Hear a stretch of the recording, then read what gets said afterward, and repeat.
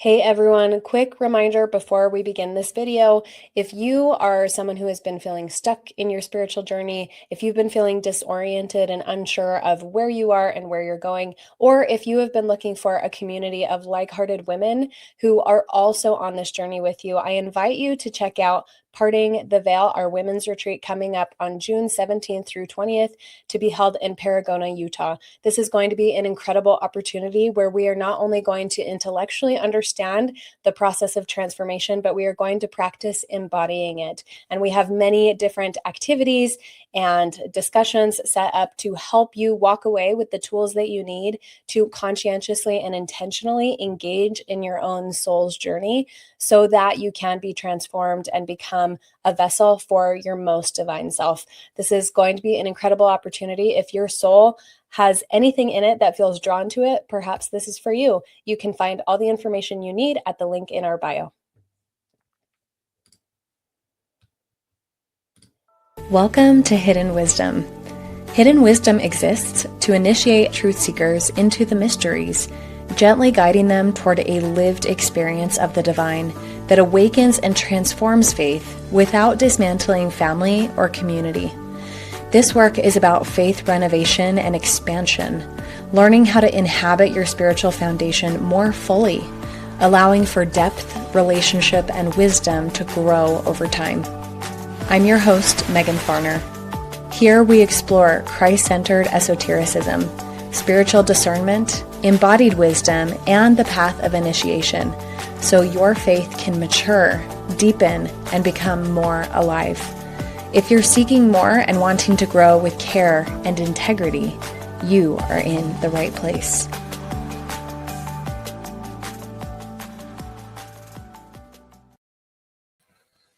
Hello, everyone. Welcome to this episode of Hidden Wisdom. I am so excited to be joined today by Julie Cluff. Julie is a spiritual teacher, psychic medium, and grief specialist whose work is rooted in compassion and lived experience. Her path was profoundly shaped by a spiritual transformative experience following a tragic car accident in 2007, in which her two youngest children, David and Carrie, 8 and 10 respectively, crossed from the physical world. That experience awakened an enduring awareness of spiritual presence and ongoing connection beyond death, which continues to guide her work today. Julie is known for her steady, heart-centered approach to supporting individuals navigating grief, spiritual awakening, and finding purpose. She bridges the mystical and the practical, and she has founded grief-informed programs as well as trained coaches in trauma-aware practices. She also serves on the board of a nonprofit focused on spiritually transformative experiences and hosts a podcast exploring spirituality and consciousness. Julie lives south of Nashville with her husband Ron and their puppy Coco, and she cherishes time with her children and grandchildren. You can find more at juliecluff.com. And what's so exciting for me today is that Julie has actually been on the podcast before, but she was a guest when it was still the Latter-day Disciples podcast, and we were still talking about really traditional Orthodox LDS things, particularly related to the second coming. And so I think you and I have both evolved quite a bit over the last 4 years. Absolutely. 100%. Yes. And it's been fabulous. It's been beautiful. I'd love to hear more about that. Maybe give a little bit of background in addition to your biography for those of us who didn't hear your podcast. Again, I think we talked about you were one of my first 10 guests on the podcast ever. So you have to go pretty far back in the vaults to find that. But maybe give us a little bit of your story. And then I'd love to start up again over the last 4 years and what has shifted for you. Oh, so much. Yeah. So my story, begins like most. I mean, I was raised in a very traditional LDS home in many ways. And then when then Mother's Day 2007, I was in a rollover car accident in which my two youngest children passed away, which was mentioned when you were sharing my bio. And that experience changed the course of my life in ways that you can imagine, because it's so devastating. They were my two youngest children, and we were in a rollover accident. They were thrown from the car, and I had miraculous experiences that happened during that time. In fact, I wrote a book that came out in 2020 about that experience of losing my children. It's called Miracles in the Darkness, and everything that shifted and changed for me in the ways that I found healing after that experience. I had previously lost my one of my youngest brothers. I have twin brothers. So it's like, he's technically my youngest brother because he was 20 minutes, born 20 minutes, my other brother. But my youngest brother passed away by suicide many years before that. And then just a couple of years after my brother's passing, my first marriage ended in divorce. And so I had a lot of turmoil in my life. And when my kids passed away, I remember having this seed of hope within me that somehow maybe I could come back from this experience. I'd come back from the divorce. I'd come back from my brother's passing, but it felt like a mountain that might be too difficult to climb. But there was always this seed of hope from the very beginning that there was a possibility I could live a good life again. Unfortunately, as things went on, and I want to share a little bit about what happened in the accident, if that's okay. Is that okay if I go back a little bit on that? Because I know we talked about that the first time I was a guest on the show, but there were a few things that happened that were pretty miraculous. And one was that I remember hearing a voice in my head as the car rolled to bring my arm in. And not long after that, I learned of two women who had lost their arms lost their arm in a rollover car accident. And so there was this evidence of spirit at the time of the accident. But then your questioning mind goes, well, why didn't the spirit wake me up before the accident happened and say, hey, you're getting sleepy, pull over? Because I had never even felt sleepy that day. I also had an experience right after the accident when we were taken to the hospital. It was before I even knew Carrie and David's fate. I didn't even know if they were alive or what their injuries were. I didn't really know anything at that point. We'd been taken to two different hospitals. I was waiting for someone to share with me what was happening. You can just imagine I was physically, emotionally, and in every way in shock. And I was laying in the hospital with all the chaos of an emergency room. And I was taken. The only way I can describe this is almost like an out-of-body experience. There were so many things that happened within my experience that reminded me in some ways to a near-death experience, and that while I'm laying in the hospital, I was lifted. I don't know if it was a vision of out-of-body experience, but it felt like an out-of-body experience where I was taken to a field where I met Yeshua, Jesus. And when we stood, he stood there giving me so much love, so much peace, no words. There was no message. It was just this tremendous love that's indescribable, this tremendous peace that's indescribable. And he just held me there. He held my eyes. He held my hands. He held me. And in that awful, excruciating pain that I was in. And the best way I've tried to describe this is it's like you're in a theater where it's all immersive and you're watching a war movie, and then all of a sudden you go to this beautiful love scene, where two people are just gazing into each other's eyes. And all the beauty and the love in that experience. And it was just like that. It was just as shocking. It was like in the hospital and then in this experience with Yeshua, and then back in that hospital, just the shock of that experience. And then a few months after, the kids passed away, and I was dealing with tremendous amount of grief, guilt, shame, PTSD. I went through months of therapy, EMDR, so forth, trying to overcome my PTSD. But one of the things that happened about 5 months after the accident, we were coming up on Halloween and I walked into a drugstore. I saw costumes hanging on the rack and I saw one that I knew Carrie would love. And, my mind immediately, because I'm still not, I still haven't integrated that my kids aren't here anymore. And I walked in and I saw that costume and I immediately thought Carrie would love that. And of course, then immediately I'm slammed with the reality that she wasn't here. She wasn't going to have Halloween this year.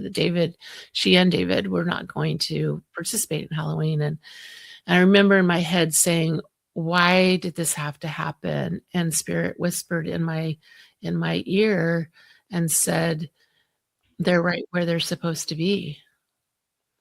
And then, of course, my response is in my humanness was, but why did it have to happen this way? And Spirit whispered, how would you have liked it to happen? And when you hear that question, it's like your brain automatically, when we're asked a question, it automatically looks for answers, even if the question doesn't make any sense. But I found myself searching for a better answer.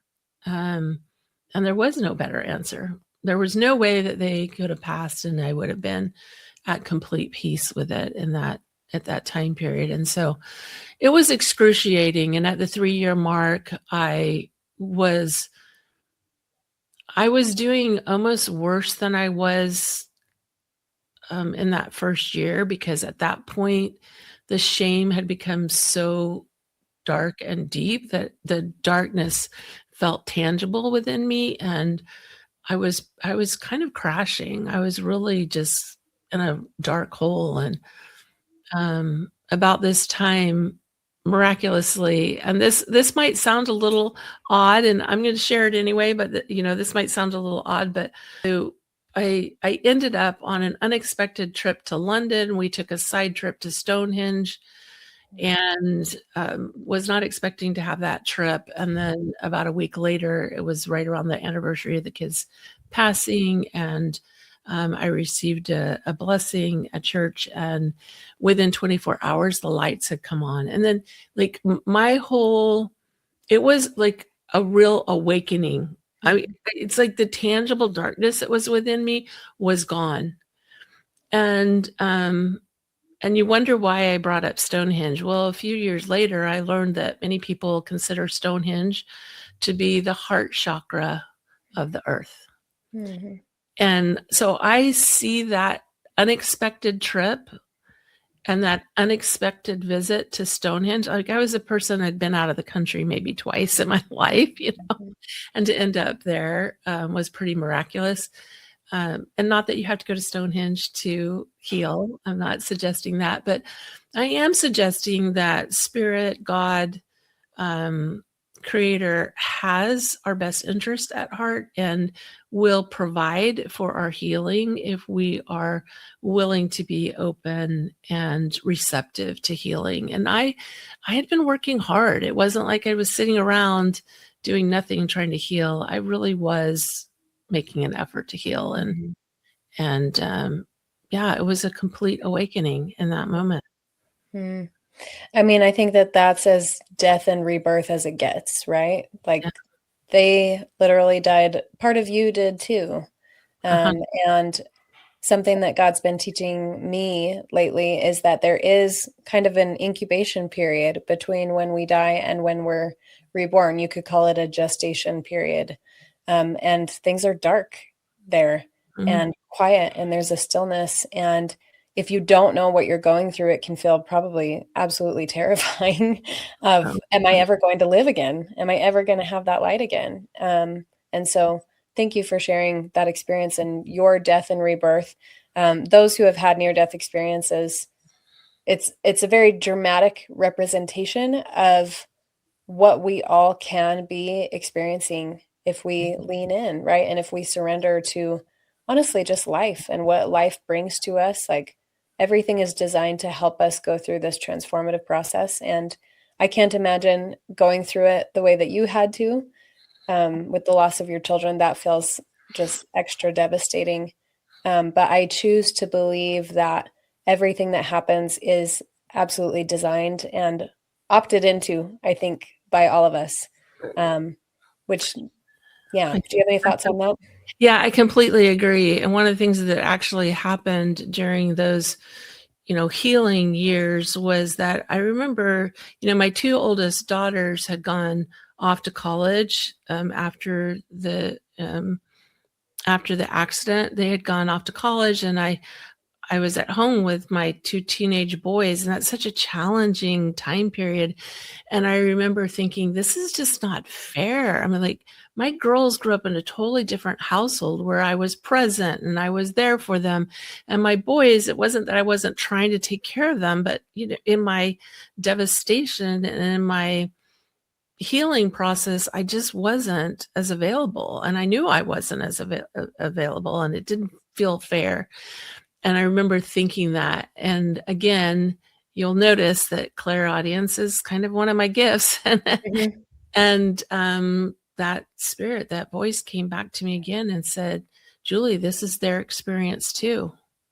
Mm-hmm. And it really taught me that this was not about me necessarily. It felt like it was, because I felt so responsible. Like it was my fault that this had happened. And yet everything was pointing to that this was the plan, that this was the experience.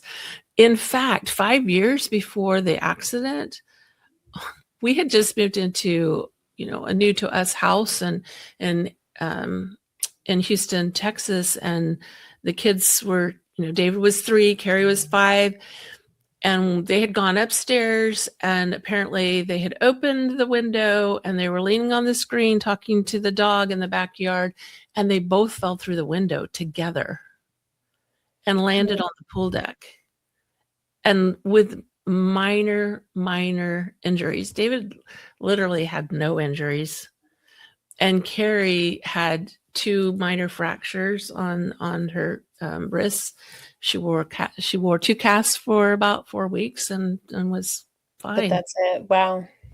But then you look at that and you go, like, was that an exit point? Could that have been the exit point? And we had them for another 5 years after that. And I often tell people, I look at it this way. They came into this world knowing they weren't going to be here for a long period of time. Mm-hmm. And I feel like I had a choice. I truly believe in soul planning before we come here. And I feel like I had a choice, and our family had a choice. I could be their mother for 8 and 10 years, or I could choose not to be their mother, and other arrangements would have been made for their experience and someone else's experience. And so in a way, there's not as much of a, like, not that I don't do this occasionally, but there's not as much of a, like, what would their life be like if they were still here? Because that was never their plan. That was never supposed to be their experience. It was never supposed to be our experience. So yeah, it just opened my eyes to a spiritual realm that previously I had been unaware of. Mm-hmm. I started to sense them around me. It was actually a few years ago, that maybe 5-6 years ago, when I started seeing 12s everywhere. And it was to that point, like, I'm a very left brain person, which is hard to believe knowing the work that I do now as a spiritual medium, but I'm a very left brain person. Math was my favorite subject. Algebra was my favorite subject, actually. And I just didn't, signs. I'm like, what, that's, and people would say, oh, I got this sign from a loved one. And I'm like, oh, that's nice, but I didn't really get it. And then all of a sudden there were so many 12s. I could not, like, something is going on here. Yeah. And just to 12, I was born on May 12th. The accident happened on Mother's Day, May 13th, my birthday weekend, Mother's Day. There was a lot going on. So all of a sudden there's these 12s, and 12s has this significant meaning to me. And so I just, at that point, just started opening my eyes to all, not only the voice that I was hearing, but on occasion, but just the opening to the angelic realm and to the spirit realm, and how present that all is. Like, it doesn't go away. A lot of times when like early on when I started talking about angels and receiving angel messages and so forth, people would say, well, I had an experience with an angel in a car accident, or when this happened or when that happened. But what I came to realize is we are always surrounded by spirit. There's no time in which we're left alone, ever. Mm-hmm. And it's just whether or not we are tuned into it. And of course, in grief, like if you're going through grief, that can be a pretty big bridge to go from grief to connecting to the spirit realm. And so it is a process and an experience, but it's always available to us. Yeah, I think that this is an unbelief maybe that we who are raised in religion are kind of given, not necessarily maliciously, but it just is what it is. Kind of the idea that I could do something to offend the spirit and make it leave, right? And that's just a fundamental misunderstanding of reality and the fact that everything is spirit, that I am spirit, you are spirit, the air that we breathe, literally everything. And so there's not a situation where we could possibly make that go away. I think that maybe what would be a truer interpretation is that I can be vibrating at a place where it's harder for me to perceive spirit, right? Yeah. And that might be a good way to view grief, is that is such a heavy, low vibrational energy. It's so cloudy that it's hard to perceive spirit at that point. But also, it's one of those things that I think we are meant to engage with our grief and really embrace it in some ways. Do you have any thoughts about that? 100%, because it's like we have to. It's almost like a seesaw where we have to embrace two sides. We have to embrace the grief and the experiences that we're going through and the sadness that we're experiencing, and also embrace the possibility of healing. And holding those two things at the same time is really challenging. But when you give yourself some grace in your grief, you open yourself up more to the healing experience. Because what I have found with working with people who are grieving is that, we often have, and this is what plummeted me into the deepest, darkest pits towards, the end of that 3 years, was this idea that I should be doing better than I am. And so when we start to have that thought, that's a shame thought. And shame is at the lowest frequency that we can experience. And so when we're constantly giving ourselves that message, whether it's about grief or anything else in our life, when we start thinking I should be doing better than I am, that's a shame thought. And to let go of that, because really the other side. So, I don't know if you remember the hymn that says angels are silent notes taking, something like that. But, in my misunderstanding, I thought that if spirits were around me, they were like checking in on me, making sure I'm doing the right thing and recording everything that I did wrong. And now I see it so differently. They're more like loving parents that are helping a toddler. We're all like toddlers. We're in this experience that we chose with a veil of forgetfulness, so we don't remember the magnificence of our divine center, of our divine being, of us. We are divine. When Jesus came and he descended below all things, when he shared that, in my estimation, he's sharing what we did too. We came from divinity. We came from that home of peace and joy and love, and said, hey, I want to go down there to that earth playground, and I want to try this density thing out, and I want to try this 3D thing out and see what happens, And the reason we have this veil of forgetfulness is because we couldn't actually engage in what's happening here if we were always remembering what was on the other side. We would just be in this state of, I just want to go home. I want to go home. And I have a lot of friends now who have had near-death experiences, and that's the experience they have when they come back. they just want to go back. And it's really hard for them to live here. And all they saw was like a portion, but they were given a portion to come back and report and say, look, this is our home. This is where we came from. This is who we truly are. So when we start seeing our spirit team as these loving parents that are just like, oh, you fell, let me help you back up again. And, they're just encouraging us. They're not looking down on us. They're not mad at us. They're not judging us. Even when we do like the most heinous things, they're just trying to always guide us on a path that's going to be correct for us. I actually a lot of times think of the story of Yeshua and the woman that was found in adultery, and how he lifted her and he said, go and sin no more. And when we look at the word sin means miss the mark.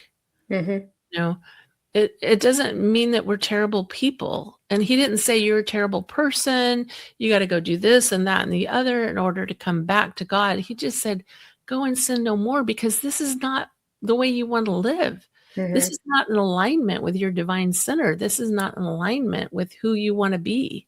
Right. And so that's the way I view things. I love that. And I think maybe another way that we can interpret that phrase of go and sin no more could be, remember who you actually are. Exactly. Remember that you are a divine being that lives outside of time and space. And yes, you are having experiences right now and you're making choices and you're learning so much, but let that part of you lead, the part that is most true, because that is the part of you that is eternal, not the egoic natural self that we tend to operate our lives from. So when I hear that, the whole idea of missing the mark, I think of you're operating from ego, not from who you truly are. Yeah. And speaking of ego, I had a spiritual teacher that suggested that the lion and the lamb, the lion is our ego, the lamb is the spirit, and it's living in harmony with our spirit, the ego, so that the lamb can be experienced. If we're only in the lion, if, like you said, only in our egoic mind, we're going to experience life so differently. I love that imagery for that. That's perfect. Thank you. All right. Well, can we continue on your journey? And I'd love to maybe fast forward a little bit, of course, at your discretion, if you have any experiences that you want to share. But I'd love to catch up to the last 4 years, because the last time we talked, you and I, as I said, were both still pretty orthodox, but obviously you've had a lot of this spiritual experience happening in the background. So can you talk a little bit about how your experiences and your perspective have shifted and what that's meant for your relationship to the church? Yeah, for sure. It's been, it was a slow experience, but over time I was receiving so much communication from spirit, and I spent a lot of time listening and recording what I was receiving. And I literally have pages and pages and pages and pages of, over the last probably 3 years now, I type up my, journal pages every day, because it's just too much, So I probably have 200 pages of typed messages, but it became this thing where I just realized that there were the requirements that I saw did not align anymore for me. It didn't make sense to me anymore. And this is the way that I have, this is the way that I've come to kind of explain it. And it's, we often think of coming down here to earth like we're going to college, right? Like we're going off to school, we're going to go learn some lessons. And Like a ridiculous school to go to, but yes. Yes, exactly. What's the most challenging university that there is? Let's go there. Yeah. So to your point, imagine a child going off to Harvard and then the parents giving them, okay, here's a list of 200 things and requirements and the way that you have to talk, act, eat, speak, sleep, like everything you have to do in order to be able to come home. And that didn't make any sense to me. And I've actually been a student of near-death experiences for many, many years. Um, and I think some of that came from, losing my brother. I was in my 20s when he passed away, and just trying to understand what that experience was. And actually it was really hard because for when he passed, like, the message in the church was still very Horrible. doubtful. Yeah, horrible. That's a good word for It was it. horrible. Yeah, it was still Yeah. it was still really challenging, and I just thought, "Oh my gosh, is he okay? Is Yeah. he okay?" And I will say, like, even after my kids passed, and I will also say that this was a product of my grief as well, but I was driving across country on Sunday, and there were times when I thought, "This happened to me because I was not keeping the Sabbath day holy."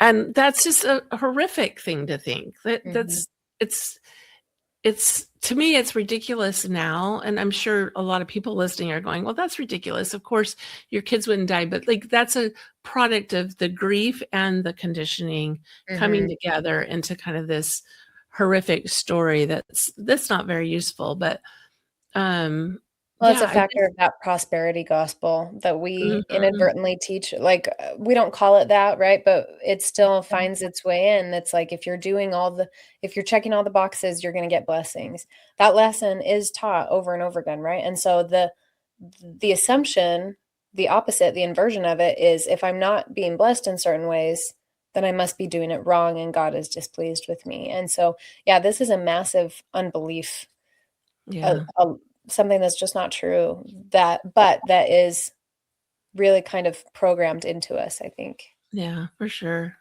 For sure. But I just started to see things, a little differently. And this was happening for literally years. But I didn't realize, I mean, it's hard to put, if you say, okay, what was the defining moment? I don't know that there was a defining moment. I think it's just a combination of things when you're really trying to stay connected to the spirit, to God. What was happening in my life, it was like I was very connected to the angelic realm. I would say that this was probably the beginning of, because a lot of times people will say, well, why did you choose to, step away? And I literally will say God. I mean, Mhm, I don't have another answer for it because it literally was, and I know that that's hard to understand, and I wouldn't have understood it when I was fully Orthodox. And mhm, I mean, I had been young women's president more than once. Was a seminary teacher. I was in stake leadership callings. I was in ward leadership callings. I was in every leadership calling you could think of. I was like public affairs director in a stake. I mean, I I was in, but really it was just the whisperings of the spirit that over time said, I'm not requiring this. I'm mhm. not the one requiring this. And it was a slow process, but about it's been over 3 years ago now. I was in Mexico on a trip, and we had gone whale watching. And at this point, I'd seen all these 12s, and I'd really gotten connected and started learning about the angelic realm and, like, kind of exploring that topic more widely. And we went on this, it was middle of the afternoon. We were on a really dumb whale watching boat. I was really uncomfortable. We weren't seeing anything. I was like, this is going to be a dud. I'd already been out there like half of our excursion time, and we weren't really seeing anything except for maybe a whale tail way off in the distance. And I remember thinking, oh, this is not going to work out. And it was the first time we'd ever gone, and I was disappointed. Mm, And I heard, yeah, and I'm hearing again, I heard, Julie, you have angels. And in that moment, all of my energy shifted. And I was like, I have angels. Then I started saying in my head, thank you, angels, for bringing the whales close to the boat. Thank you, angels, for bringing the boat close to the whales. And I said that like a mantra in my mind for the next few minutes. And within minutes, we were surrounded by whales. We had 2 or 3 come up on our left, 2 or 3 come up on our right, 2 or 3 come up right in the like front right. And then a whole pod of dolphins was swimming next to us. And it was a show, like literally a show. They were just dancing and swimming all around us. I was so filled with bliss. Again, almost like an out-of-body experience. It's like I wish so badly that I could give everybody the effect and the visual and the feeling that I had, when that happened. But it was just like I couldn't even pull out my phone to take pictures because I was just like in awe, in complete awe. And our whale watching guide said, we got to go back. It's time. You guys, he says, you guys have really good energy. This is great. And he was so excited. And just, when he announced that it was time to go back, the whale started swimming away. And this one whale came up and put a tail up in the air and just started slapping the water like they do, waving goodbye, and then swam away. And it was just this exquisite experience. And the next day, I heard that voice again, and it said, Julie, start teaching about angels. And I came home from that trip and I started teaching about angels, and I started doing classes and sharing things. And it wasn't long after that I realized that I could receive these messages from the angelic realm, not just for me, but for other people. And they started giving me messages to share. And it was so transformative. It's hard to even explain how transformative that was. And then and even before that, I had experiences, like I mentioned before, I had learned how to communicate with my kids. But then suddenly in 2020, this was kind of a turning point, because in 2020, I was getting in my car. It was in the middle of the shutdown. I was just running errands and getting in my car. And all of a sudden I felt this young man in the car with me, and he had passed away a couple weeks before, and his mom was a good friend of mine. And I just knew it was him. And I was like, I don't know what to do with this. So I did the only thing I knew to do. And I pulled out my phone and I just started recording the messages that he was sharing with me. And eventually I passed those messages on to her. But more and more experiences like that were happening. I had already started to have experiences like that with my grief clients, because I was predominantly at that time working in grief coaching and helping people. And I developed a grief program, healing program for people, and a healing model. And that was primarily what I was doing. But as I was helping people, I would feel their loved ones in the room, and they would be like whispering my ear, I don't want my mom to feel that way. She's not responsible. Or a husband and his wife was right here talking in my ear, or, whatever the relationship was, I would feel their loved ones in the room with me. And I wasn't quite sure what to do with that. But all of these spiritual gifts just started opening up that I was not seeking. I was actually just kind of blown away, and like, what am I supposed to do with that? And it was shocking and it was surprising. I was really grateful for a friend, because when in 2020, when that young man showed up, I didn't tell a lot of people about that, but I did tell 2 friends. And one friend said to me, what did it feel like? And I was so grateful that they asked me that question, because when I stopped and I thought about it for a minute, and I just really thought about it when they asked, it was a sincere question, and I said, it felt sacred. And I'm so grateful for that question, because it caused me to pause and to realize the sacredness of that experience. Oh, so beautiful. It seems like your development and just your story, a lot of it seems, was just driven by your receptivity, that like you were just willing to be open to it. Is that fair to say? Absolutely, 100%.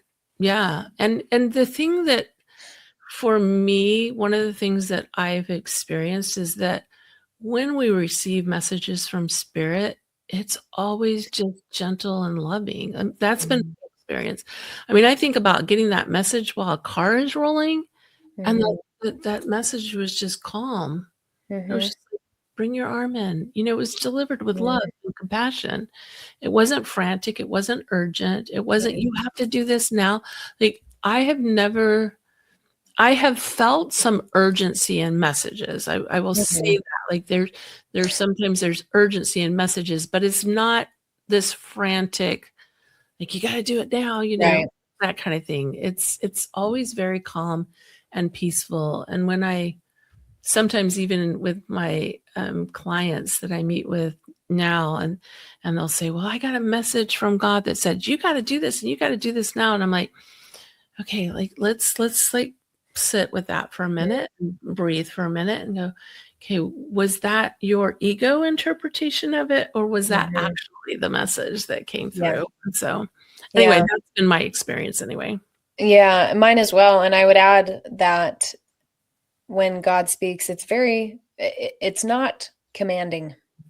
Right. Maybe another unbelief that we receive is that God just tells you, you've got to do this thing, right? And in my experience, they never do that. They're always inviting you. And yes, sometimes the invitation has some urgency and it might have some um, more information attached to it. Like, you really need to make this choice. If you don't, there are different things that could happen.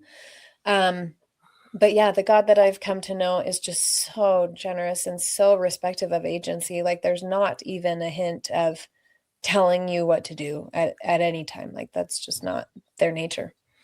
That's been my experience as well. Yeah.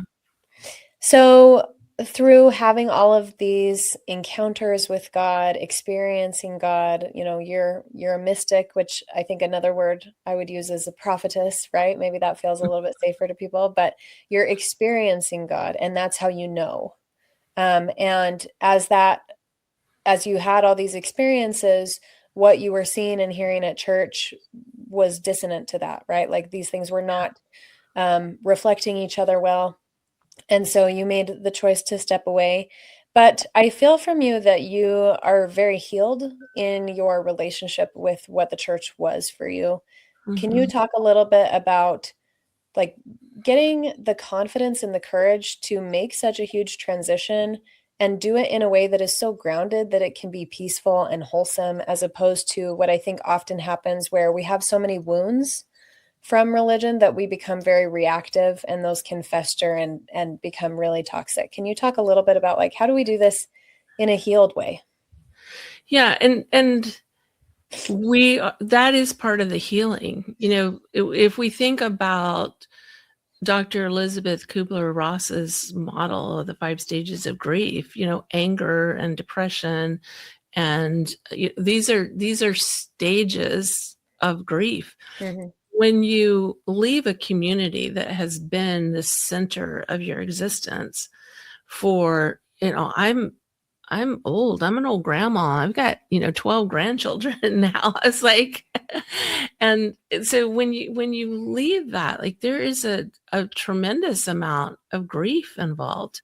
And so being okay with the fact that, yeah, you might be angry and you might be upset, and finding useful ways to work through those emotions.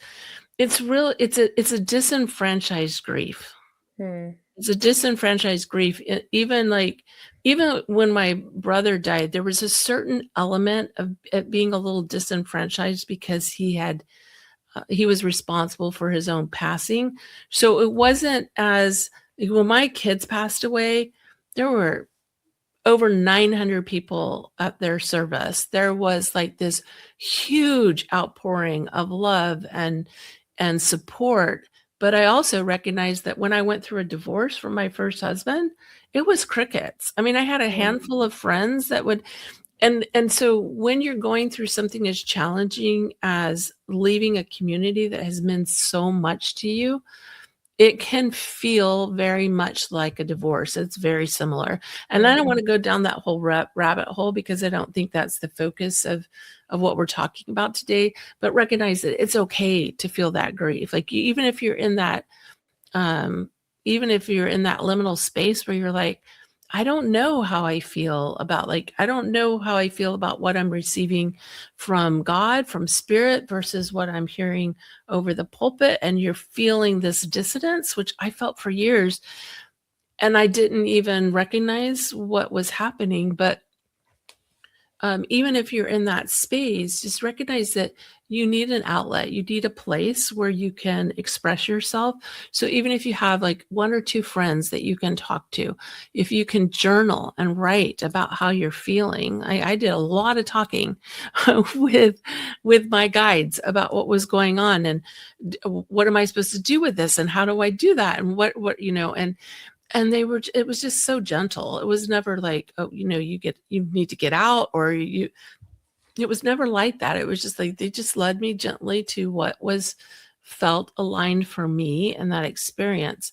And one of the things that I think is particularly challenging is that a lot of times, especially in, we would call, and I don't mean this in a derogatory way, but the church, the LDS church, is very high demand. There's a lot demanded of us in the church. And so we can tend to leave that, decide to step away. And here's the other thing I would just say, like, when I decided to step away, I did it slowly, and I did it in a way that was, it wasn't black and white. It wasn't like, I've got to decide right now, and I've got to do, and I've got to do it this way, and I've got to do, it was like, it was very, very slow. I'm like, you know what? Today I'm going to do this and see how I feel. And today I'm going to, maybe not go this today, and just see how I feel. See if I feel any differently. See if I feel less spiritually connected, so I was just experimenting. The other thing that's challenging is to renegotiate what we previously had believed. For me, what I had previously believed as truth from God versus what I was learning from God.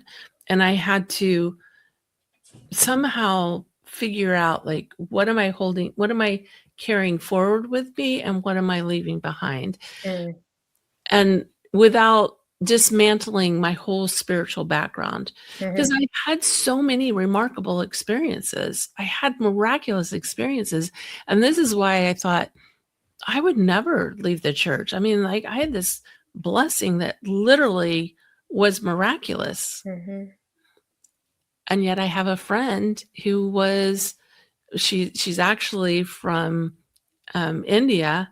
She moved to the States as a 19-year-old, was going through some really long-standing physical ailment, was invited to a prayer circle with a minister from friends from college, and had a miraculous healing. And so then she attached herself to that church, and then that became problematic for her over time. And Yeshua actually came to her and said, this is not my way. You don't need to, So we can have these miraculous experiences within the framework of religion without it being about religion. So I can look back and I could see I received a very specific message in my 20s that I was to be the seminary teacher. And I was awoken in the middle of the night, and it was the voice in my head. I argued with the voice in my head. I said, I can't do that. I have 2 little babies. I can't do that. And spirit, again, in this calm voice said, yes, this is the direction. And so, it's a fascinating conversation I had in the middle of the night. And I woke up my husband at the time, and I said, okay, I just had to tell you what happened, because if I don't tell you right now, I'll wake up in the morning and think it wasn't real. So I had these miraculous experiences, but here's what I've learned. God is going to bless us wherever we are. And when I say bless us, God is going to lead us. We can feel loved and supported no matter what happens. So in that scenario in my 20s, when I was told to start teaching seminary, it was a framework that helped me when my brother died and helped me through my divorce. I looked back on that and thought that was a spiritual foundation I was given before these major upheavals happened in my life. Mm-hmm. And it was Yeah. beautiful. But do I believe those, what the church teaches now? No. But have I taken some of the teachings and moved forward with them? And they still, I still believe that there was, there's an existence before we came and there's an existence after. Like, that's a belief that was Mm-hmm. taught within my religious structure that I carry forward. And I get to decide, we get to decide. We get to decide like how we're going to move forward with our life. There truly is agency. And God, the angels, our spirit guides, they honor our agency completely. Mm-hmm. Yeah, I love that. And it's that exercise of discernment, right? Of like, what are the things that I received that are actually true, and that I need to take forward with me versus the things that maybe were helpful for me at one point in time, but are no longer necessary for me, right? Like I would agree that the pattern of line upon line, that it is a progression and that God is working with us always exactly where we are, and providing what we need to make that next step so that we can continue to ascend and grow. That makes everything relevant in its time and season. Yeah. And I think that that's beautiful. And that just speaks to me of God. Yeah, I agree. And I think that, one of the huge blessings that has come since I've kind of deconstructed some of the things that I, experienced within religion. One of the things that's been really helpful to me is that I I don't have any need for anybody to agree with me. Mm, I don't have any need. I don't have any need for anyone listening or otherwise to believe that I hear from angels or that I had this experience with Yeshua or that I had this experience. I don't need, I have family members on all levels of the spectrum, some that are very orthodox members of the church, lovely, beautiful people. And I have family members who consider themselves atheists. And you know what? It's okay. mm-hmm, Like, I'm not worried about any of them, but mm-hmm, I don't feel a need to, like, convince anybody that I'm right and they're wrong or that they need to follow my path. And I look at Yeshua and I think, he just came in as a fully embodied divine being and invited all of us to fully embody our divinity. And that was his message, and was why he was here. mm-hmm, It's to say, this is who you are. Embody the divine within you. mm-hmm. Yeah. And he lived that, and he showed that to him there was no separation, right? There was no hierarchy of these people are doing it right, these people are doing it wrong. He sat with the people who to the religious authorities looked like they were doing it all wrong, right? That they were the sinners, they were the people that were the problem. Those are the people that Christ surrounded himself with, and I think that that's a beautiful example. But yes, I agree with you. His main message was that we are pieces of God, Yeah. and that to be truly human is to be fully embodied in that divinity. I agree. I think that was his message. One of the patterns that I also noticed was that, Yeshua wasn't necessarily going to teach the people who disagreed with him. He taught the people that came to him and asked to learn. So he was available to those who had eyes to see and ears to hear. And he didn't chase people who thought differently than he did. He allowed people to have the experience that they were having. It's not that he wouldn't correct. I often wonder what actually happened during that time, versus what's recorded. There's certain things that are in scripture that I read and I think, okay, this feels like it has the imprint of man's ego on Yeah. it. And other teachings, like this, the words of Jesus are just beautiful. I feel like that and has been preserved even in this maybe not perfect preservation of the full record. And even in that imperfection, there's an invitation, right? Because I think that that's a great opportunity to connect with him yourself and let him teach you, let him tell you what he really said and what he didn't. And let him be your personal mentor. He is the best teacher to have. Absolutely, 100%. I have chats with him. Yeah. Same. Same. He has quite the sense of humor. He likes to poke fun at me, which is good. I need that. Yeah, it was a month or so ago. I was doing my journaling, and typically when I'm having these whatever you want to call them, angel sessions, let's just call it that for lack of a better word.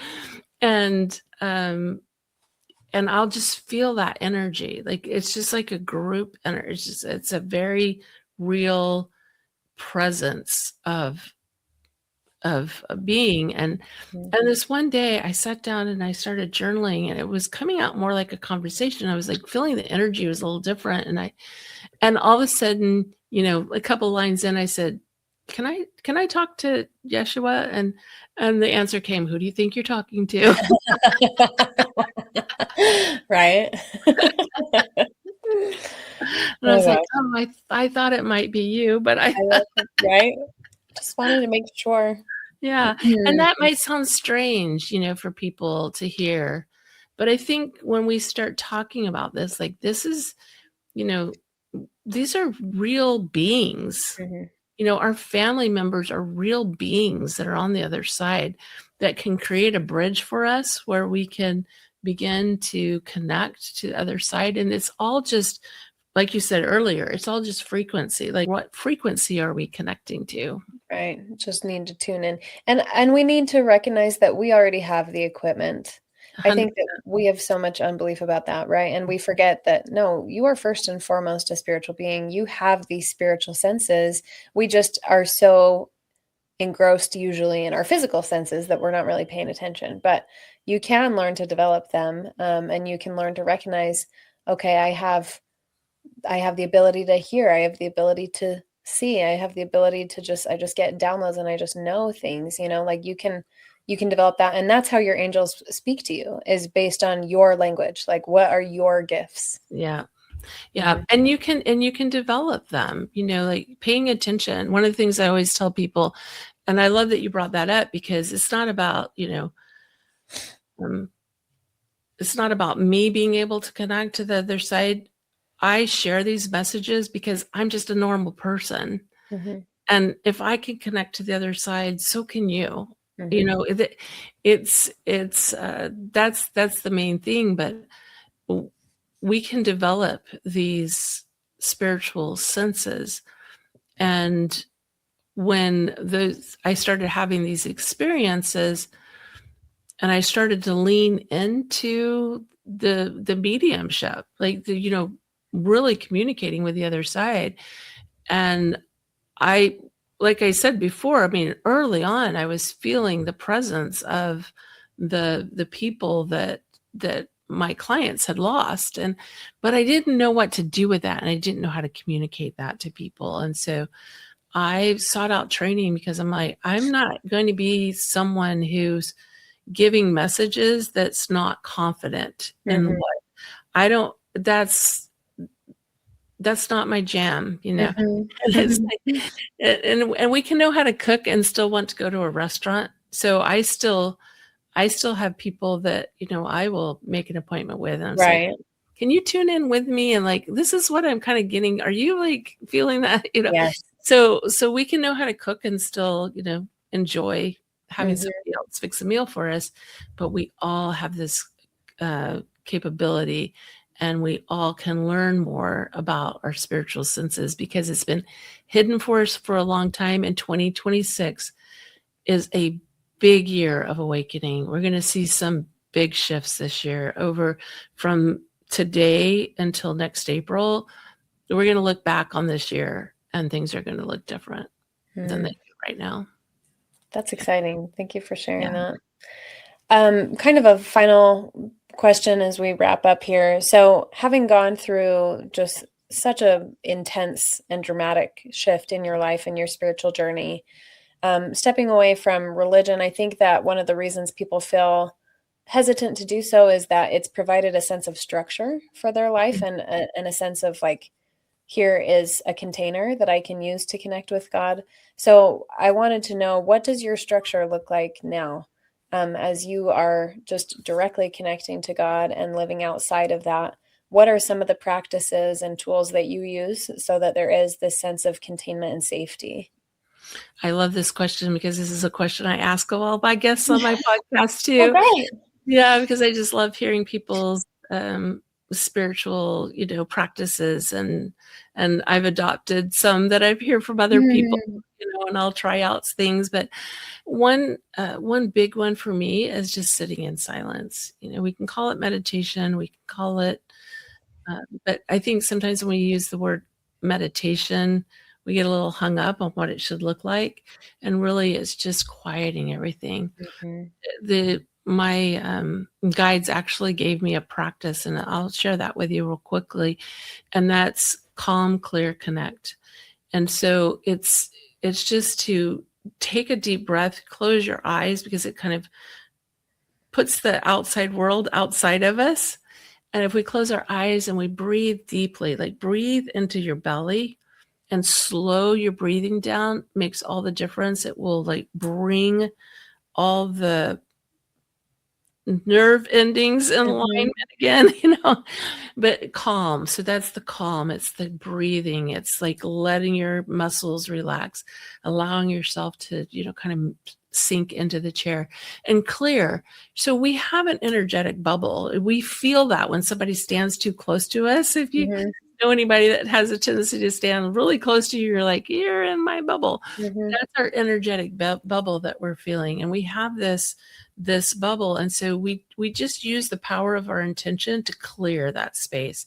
And mm, we just, with the power of our intention, we just say, I'm going to let go of anything that doesn't belong to me. And I'm just allowing, you can call in your angels, you can call in Jesus, you can call in God to assist you in that, and just clear that bubble, mm, just see all the gray kind of floating away. Whatever imagery helps you, or whatever way of thinking about it helps you, you're just clearing that space, and then you're connecting. And so for me, it's connecting not only from the heavens down, and seeing that white light just coming in and just filling my whole being, and then growing roots from my feet into the ground to ground into the earth. And then I always come back to my heart, because mhm, at my heart is this is the imagery, and this is the way they show it to me. At our heart is our connection to our higher self, to our mhm. soul. So Yeah. we're spirit here, but our higher self, we still have an aspect of ourself on the other side that's very connected to our soul plan, to divinity. And Mhm, when we connect with our heart center, we connect to that soul. So yeah, calm, clear, connect. That's one practice I really enjoy. Um, and then journaling. I like every day since 2010, since my awakening, every day, I shouldn't say every day, multiple times a week. Every once in a while, there'll be a week or two that go by when it doesn't happen, but multiple times a week, I'll sit down and I'll just ask questions, and I'll just listen for the answers and start writing. In fact, I didn't realize what I was doing until the last few years, when all of this started coming in. I'm like, where is this coming from? mhm, Like all of a sudden, and I want to say this because This is the experience we're all having right now. The world is moving very, very, very quickly. If you've noticed that, like, how can it be Monday again? Because it was just Monday yesterday, Mm-hmm. It's because the energy of the earth is moving really, really quickly. And the good news about that is that the old structures are falling away. We're going to see more of that happening. The good news about that is as the falling away happens, the rebuilding is happening too, but it's happening with this higher frequency, and it's happening with this more rapid movement we're in. Mm-hmm. The veil is thinning. We're having more of these experiences. So when things are challenging, just reminding yourself everything is moving at a really quick pace, and we will be moving into healing just as quickly as we moved into deconstruction. And so, yeah, just that connecting. And most of the time, a lot of times, in fact, what when I sit down to journal, I just say, what would you have me know today? Mm-hmm. And it's very open-ended. Mm-hmm. So good. Thank you. Thank you so much. I love just seeing your evolution, and your spirit is so beautiful and grounded, which I also really appreciate.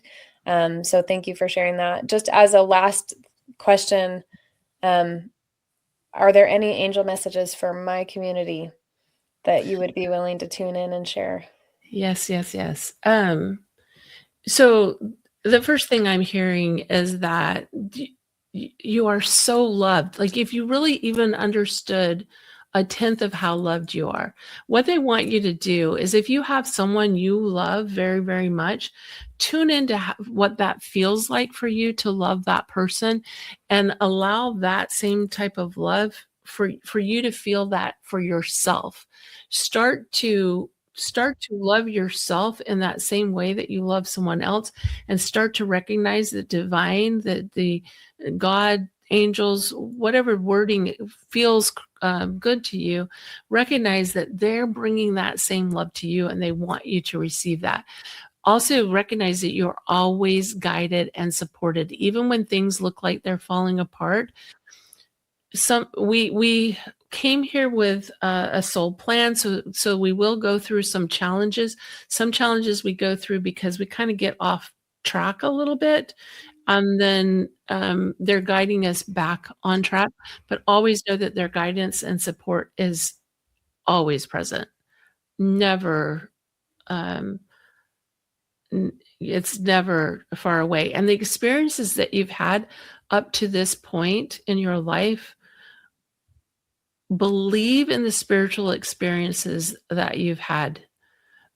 No matter what the context was for those experiences, even if the context changes, when you tune in, you can ask God and your angels to help you understand the spiritual experiences that you've had, even when the context changes. Mm-hmm. That those spiritual experiences still have meaning for you. Yeah, it's all a part of our process, and we can appreciate every step of the journey, and where we're going next into the unknown. Yeah, and that's what I'm hearing. Yeah. Thank you, Julie. Thank you so much for just who you are and for your experiences. Thank you to your angels and all those who have been with us participating today. We truly appreciate it. Thank you. I really appreciate being invited back. If this hidden wisdom resonates, it's because this path is meant for you. The Hidden Wisdom app is our primary gathering space for truth seekers who want their faith to awaken, transform, and expand within a steady and grounded container. Inside the app, you'll find pathway programs, libraries, community support, and daily invitations designed to help spiritual transformation unfold gradually, layer by layer, so that your faith remains rooted even as it grows. You'll find the app linked in the show notes. This is where your journey continues.